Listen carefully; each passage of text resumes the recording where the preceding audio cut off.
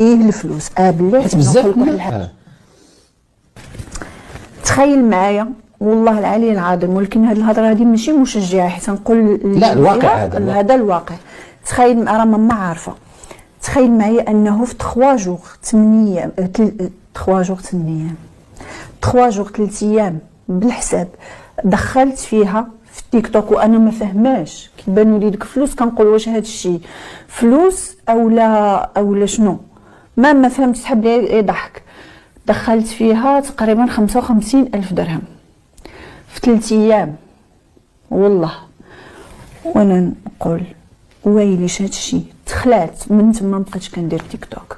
1000 درهم هي تقريبا واحد 5 مليون ونص. 5 مليون ونص كنقول لك في 3 ايام. عرفتي شنو هي؟ شي واحد مثلا انا الحمد لله، ولكن شي واحد ما عنده حتى ريال ودخل له 55,000 درهم وراه يتعرف في التيك توك زعما